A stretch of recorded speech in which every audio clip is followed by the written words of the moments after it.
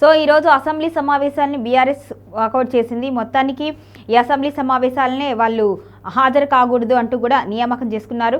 మరి సభలో జరిగిన విధానం మనం చూస్తుంటే బీఆర్ఎస్ తీసుకున్న స్టాండ్ కరెక్టే అనుకోవాలా సార్? అంటే రోజు గోరింది అదే, వైద్యులు ఇచ్చింది అదే అంటే రెండు పార్టీలు చెప్తాను.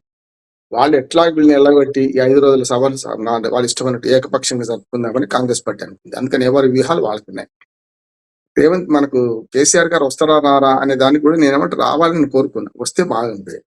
ఒకవేళ రేవంత్ రెడ్డి గారు కనుక తప్పు మాట్లాడి కేసీఆర్ గారిని అవమానించారనుకోండి, సానుభూతి ఎవరికి వెళ్ళేది? కేసీఆర్కి ఎవరికి కదా.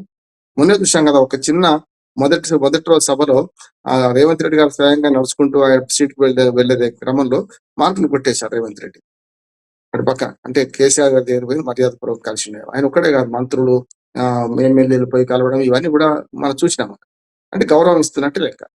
తీసుకోవడంలో గౌరవం తగ్గించుకున్నది కేసీఆర్ గారు అన్నాడు. ఎందుకంటే ఆ సంతాప తీర్మానాలకు కూడా ఉండకుండా బయటకు వెళ్ళిపోవడం, 3 నిమిషాలు 4 నిమిషాల కన్నా ఎక్కువ ఉండకపోవడం, అంటే చనిపోయిన వాళ్ళ పట్ల సరైన విధంగా మర్యాదపూర్వకంగా మానవీయతపూర్వకంగా ప్రవర్తించినట్టే లెక్క.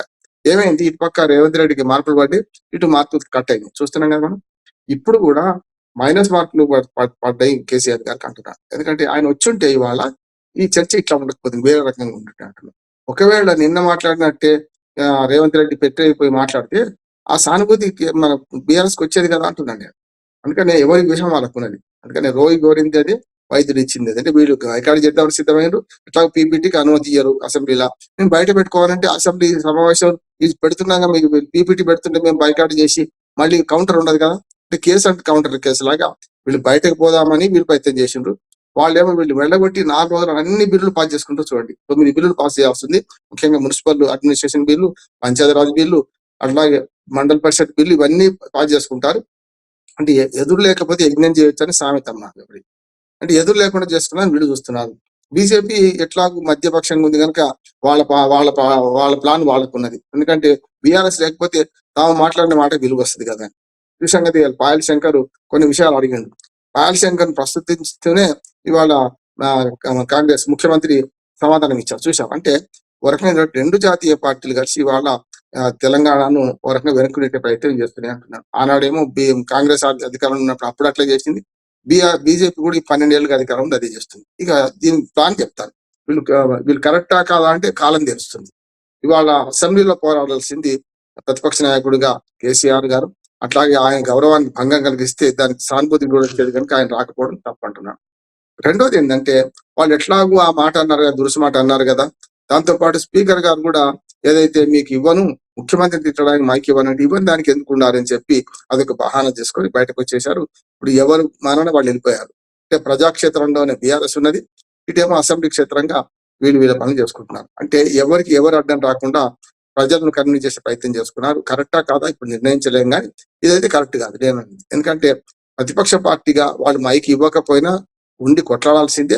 అంశాల వారి బైకాట్ చేసి మళ్ళీ వస్తారు. గతంలో చూసుకున్నాం పార్లమెంట్ లో కానీ అసెంబ్లీ ఏం చేస్తారంటే, ఒక అంశం మీద మేము బైకాట్ చేస్తాం, బయటకు వెళ్ళి మళ్ళీ 2వ అంశం వచ్చిన లోపలికి వస్తారు. అది ఆనవాయితీ, అది సాంప్రదాయం కూడా. అంటే ఈ ఇష్యూలో మిమ్మల్ని వ్యతిరేకిస్తున్నామని మొత్తం అసెంబ్లీని బహిష్కరించామనేది కరెక్ట్ కాదు. నాకు అప్పటికి గన్ పార్క్ దగ్గర మీటింగ్ లో హరీష్ రావు గారు అసెంబ్లీ సమావేశాలు బహిష్కరిస్తున్నామని 5 రోజుల 3 రోజులు ఏం చెప్పలే. నిజంగా చెప్పాలంటే అసెంబ్లీ సమావేశాలు ఈ 5 రోజులు బహిష్కరిస్తున్నాం అనే మాట క్లారిటీ ఉంటే వేరే ఉంటుంది. ఇప్పటికైనా సరే ఎట్లాగో బహిష్కరిస్తున్నాం అన్నాడు కనుక అసెంబ్లీ సమావేశాలు అంటే ఈ సమావేశాలు ఇవాటి వారికి చేయాలనుకుంటే రేపు వస్తే బాగుంటుంది, కానీ రారంటున్నాడు. క్లారిటీ వచ్చేసింది. అసెంబ్లీ సమావేశాలు అంటే మొత్తం 5 రోజులు అంటున్నారు. రేపేమో పీపీటీ పెడతారా అయిపోతుంది. ఇక్కడ కేసీఆర్ కౌంటర్ కేసు లాగా ఇక్కడ వీళ్ళు అసెంబ్లీలో వాళ్ళు బయట పెడతారు అనుకోండి, ఏమవుతుంది? ఎవరి మానని వాళ్ళు పోతారు కదా. ప్రజలకు నిజమైన వాస్తవాలు తెలపాల్సింది ఎవరంటే ప్రభుత్వమే ఓ శ్వేతపత్రం ప్రకటించాలి. ఇంకోటి ఎవరు అన్యాయం చేసి అని చర్చ పెడితే దాన్ని అంతులేని కథ. ఇంత అంతులేని కథ అంటే 10 ఏళ్ల అన్యాయం వీళ్ళు అంతకు ముందు అన్యాయం మన కాంగ్రెస్ పార్టీ కదా. అందరికీ అన్యాయం చేసింది ఎవరంటే ఇప్పుడు బీజేపీ అంటున్నాడు. ఇవాళ కాంగ్రెస్ కేంద్రంలో ఉన్న పార్టీ. ఈ 2 పార్టీల కొట్లాటలో పిట్టపోరు పిల్లి తెలిసినట్టు, అంటే కోతి మన రొట్టె ముక్క సామెత లాగా వీళ్ళు చేస్తున్నారు అన్నాను. ఇందులో భాగంగా ఒక మాట చెప్తాను. ఇప్పుడు బీఆర్ఎస్ మీద నేను చాలాసార్లు ఎక్కువ పెడుతున్నాను కదా విమర్శ. ఇవాళ దేర్ హై మగర్ అందేర్ నహి అన్నట్టు ఇవాళ ఒక మంచి నిర్ణయం తీసుకుంది కేంద్ర ప్రభుత్వం.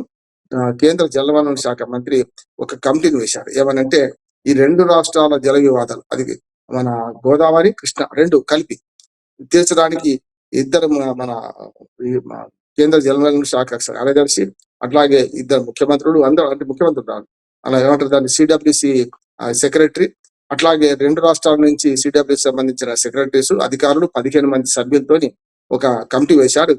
అది మంచిది అంటున్నాను. అంటే ఈ పని ఎప్పుడో చేసేయాల్సి ఉండే. ఇప్పుడు 12 ఏళ్ళు అయింది అధికారంలోకి వచ్చి బీజేపీ.